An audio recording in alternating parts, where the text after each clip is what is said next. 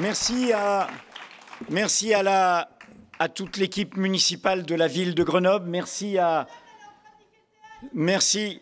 Eh bien, continuez. Nous sommes pour les luttes, les résistances, les débats, le pluralisme.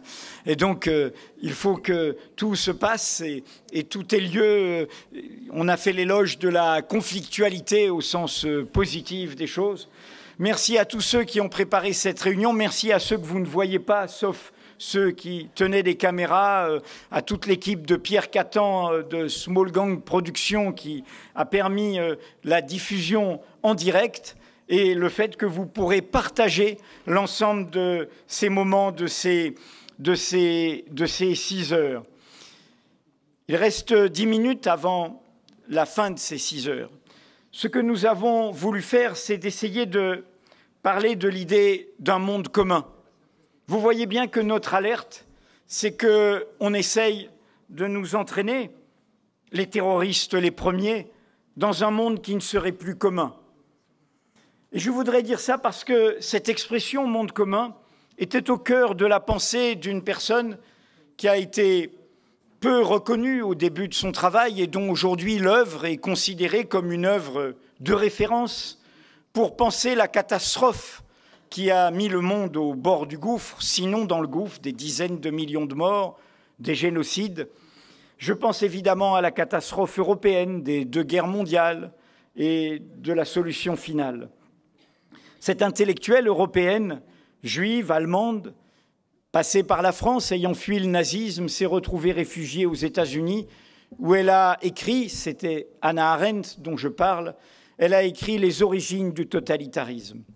Or, dans les origines du totalitarisme, un livre que tous ceux auxquels nous nous adressons pour qu'ils les forçaient à nous entendre, pas comme si nous les supplions, c'est notre mobilisation qui permettra qu'ils bougent, c'est notre rapport de force qui les fera bouger, ils ne connaissent que ça. Eh bien, dans ce livre, Les origines du totalitarisme, pour comprendre comment, au cœur de la civilisation, au cœur de sociétés développées techniquement, intellectuellement, culturellement, le pire des crimes ait pu surgir. Comment on pouvait tenir des chambres à gaz et aller jouer du violon après avec ses enfants. Comment l'on pouvait exterminer une part de l'humanité parce qu'elle était née juive, née tzigane, Rome. Comment on pouvait en venir à ne plus voir l'autre, quel qu'il soit et quel que soit son visage, et je pense évidemment à nos compatriotes d'origine ou de culture ou de croyance musulmane, ne plus le voir comme un frère, comme un autre humain. C'est pour ça que l'on parle de crime contre l'humanité, c'est-à-dire ce moment où s'installe cette indifférence. Je remploie souvent cette formule depuis 1 an de cet auteur de théâtre de Suisse alémanique, pire que le bruit de bottes, le silence des pantoufles. Ce silence qui accompagne le fait que l'on s'habitue à l'indifférence, que l'on s'habitue à ce que arrive à d'autres, ce qui demain nous arrivera à nous, et mettra en péril l'ensemble de nos libertés.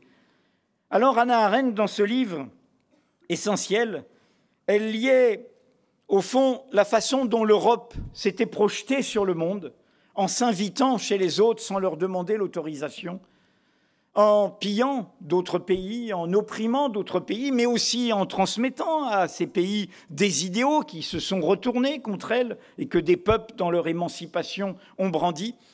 Et donc, dans cette façon où, en allant brutaliser les autres, en retour, l'Europe en est venue à se brutaliser elle-même. Et dans cette séquence de 30 années, rappelez-vous, en 2014, on se rappelait de Jaurès, on se rappelait de ceux qui avaient, au fond, lancé l'alarme sur le fait que les unions sacrées guerrières produisent des aveuglements dont après on a bien du mal à se remettre, et bien durablement, puisque d'une guerre à l'autre, le gouffre a été immense. Et donc elle liait cette brutalisation des autres, la façon dont elles ont fait retour. Et dans un chapitre charnière de ce livre, elle parlait de ce qui nous a occupés aujourd'hui, la question de la nationalité. Le déclin de l'État-nation et la fin des droits de l'homme. C'est l'intitulé de ce chapitre. Et elle posait cette question essentielle, car vous vous souvenez que nous sommes passés d'une déchéance de nationalité stigmatisante pour les binationaux, et l'enfer étant pavé de, non pas de bonnes intentions, mais d'intentions orwelliennes. Les mots n'ont plus de sens. La paix, c'est la guerre, ou la guerre, c'est la paix. Et l'on nous dit maintenant que la déchéance de nationalité, c'est l'égalité. Ah, nous sommes un pays de l'égalité, donc il faut la déchéance pour tous. On ne va pas discriminer les binationaux. Ah, mais tant pis, ah bah, du coup, oui, on va faire des apatrides. Eh bien oui, on en prend le risque. Eh bien, Hannah Arendt expliquait comment, au cœur de la catastrophe européenne, s'est glissé un élément de désintégration de nos sociétés telles qu'elles sont aujourd'hui encore, où tout d'un coup, justement, le poison du tri au cœur de la collectivité nationale a commencé à exclure une partie de ceux qui en sont membres, à les faire sortir du monde commun. Elle a souligné comment la dénationalisation, c'est son expression, est devenue alors une arme puissante entre les mains de la politique totalitaire, et comment les États-nations démocratiques ont été dans l'incapacité, écoutez bien les mots, c'est des mots comme d'aujourd'hui, constitutionnels, de garantir des droits humains à ceux qui avaient perdu les droits garantis par leur nationalité. Et comment cela a permis aux gouvernements persécuteurs d'imposer leur modèle de valeurs, même à leurs adversaires. C'est un poison contagieux. Et à partir du moment où l'on épouse cet agenda-là, on épouse l'agenda de ceux qui veulent qu'il n'y ait plus de monde commun. Car disait encore Hannah Arendt, l'homme peut perdre tous ces fameux droits de l'homme sans abandonner pour autant sa qualité essentielle d'homme, sa dignité humaine. Mais, ajoutait-elle, seule la perte de toute structure politique l'exclut de l'humanité. Vous voyez bien que c'est cette réflexion qui fut au cœur de cette formulation-là dans l'article 15 de la Déclaration universelle des droits de l'homme, dont le cher Stéphane Hessel, qui aurait été là avec nous, s'il était encore de ce monde, avait été l'un des collaborateurs pour son écriture. Que dit cet article 15 ? Tout individu a droit à une nationalité. Nul ne peut être arbitrairement privé de sa nationalité, ni du droit de changer de nationalité. Voilà ce que je voulais vous rappeler en conclusion et dire aussi, pour terminer, que ce que nous avons voulu faire n'est pas un acte de protestation. C'est un acte fondateur. Tous ceux qui ont participé cette journée, cela a été suggéré par des orateurs. J'espère qu'ils feront là où ils sont, dans leur municipalité, auprès de leurs élus, qu'ils relayeront ce que nous avons fait là. C'est comme ça que se font des grands fleuves. C'est comme ça surtout que nous redonnerons à notre jeunesse l'envie de ce monde commun, l'envie d'un idéal commun. Vous avez entendu ces paroles de cause commune, de gens qui ont des origines, des histoires, des engagements différents. Nous avons besoin de ça. Nous avons besoin d'un imaginaire. Nous avons besoin d'un imaginaire qui nous mobilise, sinon il n'y aura que l'imaginaire du ressentiment, de la peur, des haines, ces chemins de perdition qui vont tuer l'idéal. Nous avons besoin nous-mêmes de brandir cet imaginaire, nous-mêmes d'avoir ces mots qui enjolivent au bon sens du terme, qui rehaussent, qui relèvent notre réel pour que nous puissions le transformer. C'est pour ça que nous avons besoin aussi des poètes. C'est pour ça que j'ai parlé tout à l'heure de Kateb Yassine, cet immense poète, romancier, homme de théâtre algérien, mais aussi français, mais aussi ici à Grenoble, où il est mort, il est enterré en Algérie. Vous savez, quand il a eu son premier roman, recueil plutôt de ses pièces de théâtre, Le Cercle des représailles, dans les années 50, c'était l'époque de l'état d'urgence. Il avait demandé à Édouard Glissant, ce poète de la Caraïbe, dont l'Institut du Tout-Monde qu'il a fondé nous accompagne aujourd'hui, de le préfacer. Et Édouard Glissant parlait justement, on en a parlé tout à l'heure, de ce lien entre le destin personnel et le destin collectif. C'est une question que nous posent les artistes. Les artistes, leur création est liée à tout ce qui fait le vivant, mais en même temps, c'est un acte de liberté individuelle. C'est un acte. Et c'est pour ça qu'il faut respecter leur totale licence. Nous sommes, nous, citoyens, dans ce moment-là, la rencontre entre nos destins individuels et le destin collectif. J'ai cité Édouard Glissant très volontairement. Vous savez, quand, avant le discours de Grenoble, 3 ans avant, le premier poison a été posé, la première étape, la première marche de l'escalier, c'était sous Sarkozy, et là, d'autres marches sont dévalées. C'est Édouard Glissant qui, avec Patrick Chamoiseau, dans un superbe manifeste « Quand les murs tombent », s'est dressé contre, souvenez-vous, ce ministère de l'identité nationale et de l'immigration.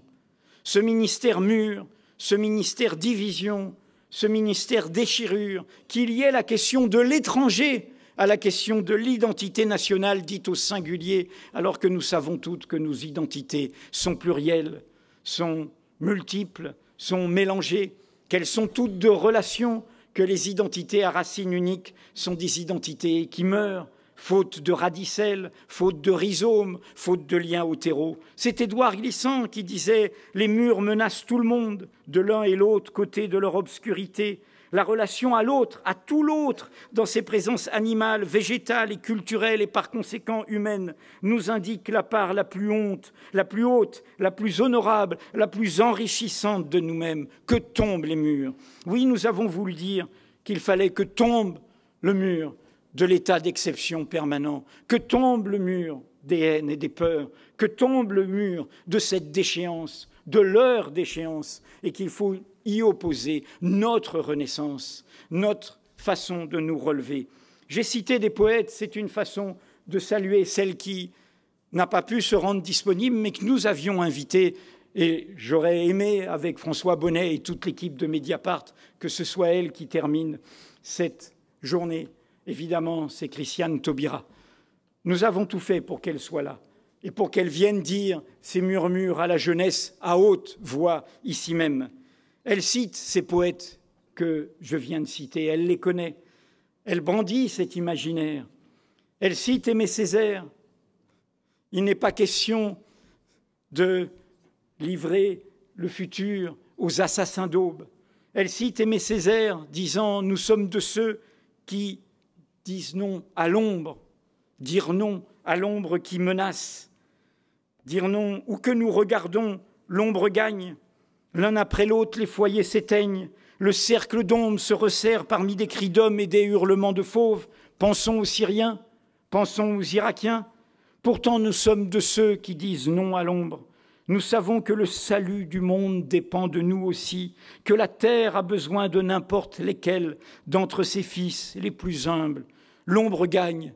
Je cite toujours Césaire. Ah, tout l'espoir n'est pas de trop pour regarder le siècle en face. Les hommes de bonne volonté, les femmes de bonne volonté feront au monde une nouvelle lumière. Alors oui, hommes et femmes de bonne volonté, qu'attendons-nous? Qu'attendons-nous pour suivre cet autre conseil d'Aimé Césaire dans ce formidable texte où il interpellait la politique française depuis ce petit territoire des Caraïbes qui a donné tant de lumière au monde, dont Frantz Fanon, l'auteur des damnés de la terre, tant d'auteurs qui ont fait le tour du monde. Et il disait, c'était en 1956, la même époque où tout cela prend racine, il disait, il interpellait cette politique qui ne voit pas, qui ne sait pas, qui ne peut pas sortir le monde de son impasse. Cela ne peut signifier qu'une chose, non pas qu'il n'y a pas de route pour en sortir, mais que l'heure est venue d'abandonner toutes les vieilles routes, celles qui ont mené à l'imposture, à la tyrannie, au crime. C'est assez dire que, pour notre part, nous ne voulons plus nous contenter d'assister à la politique des autres, au piétinement des autres, aux combinaisons des autres, au rafistolage de conscience ou à la casuistique des autres. L'heure de nous-mêmes a sonné. Oui, nous avons voulu dire, tous ensemble, dire nous. L'heure de nous-mêmes, chers amis, a sonné.